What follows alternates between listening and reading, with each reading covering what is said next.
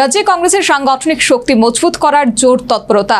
Village committee পুরো vote ঘিরে প্রস্তুতি জোর কদমে। শীঘ্রই ঘোষণা করা হবে সভাপতির নাম। দিল্লি বৈঠকে শেষে জানালেন প্রদেশ সভাপতি আশিস কুমার সাহা। ভিলেজ কমিটি নির্বাচন এবং আসন্ন পৌর ভোটকে সামনে রেখে সাংগঠনিক শক্তি বাড়ানোর উদ্যোগ নিয়েছে ত্রিপুরা প্রদেশ কংগ্রেস। খুব শীঘ্রই রাজ্যের 9টি জেলার কংগ্রেস সভাপতির নাম ঘোষণা করা হবে বলে জানিয়েছেন ত্রিপুরার প্রদেশ কংগ্রেসের সভাপতি আশিস কুমার সাহা। করার জন্য দিল্লিতে আমাদের ডেকে পাঠানো হয়েছিল রাজ্য নেতৃত্বকে। সেখানে আমরা প্রত্যেকেই এই জেলার যে ফাইন্ডিংস ছিল অবজারভারদের, তার উপরে যে আলোচনা, সেই আলোচনায় অংশগ্রহণ করি এবং আমাদের নিজস্ব যে আমাদের মতামত সেগুলিও আমরা তুলে ধরি।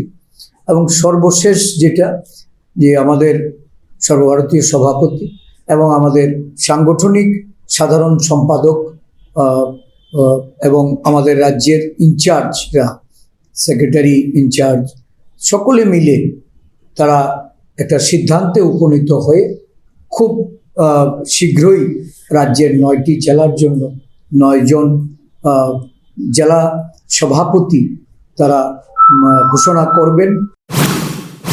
দিল্লিতে সর্বভারতীয় কংগ্রেসের সাংগঠনিক কর্মসূচিতে অংশ নিয়ে রাজ্যে ফিরে তিনি দলের ভবিষ্যৎ কর্মপরিকল্পনার বিভিন্ন দিক তুলে ধরেন।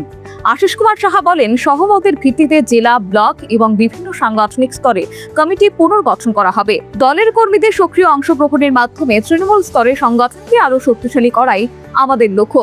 তিনি জানান, কংগ্রেস সংগঠনকে নতুনভাবে সাজানোর কাজ শুরু করেছে। রাজনৈতিকভাবে রাজ্যে বিরোধী শক্তিকে আরও সুসংহত করতে সাংগঠনিক পুনর্গঠনের উপর বিশেষ গুরুত্ব দেওয়া হচ্ছে।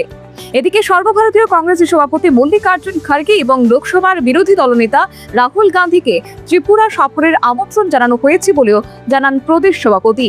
তার আশা, খুব শীঘ্রই কংগ্রেসের সর্বভারতীয় সভাপতি রাজ্য সফরে আসবেন।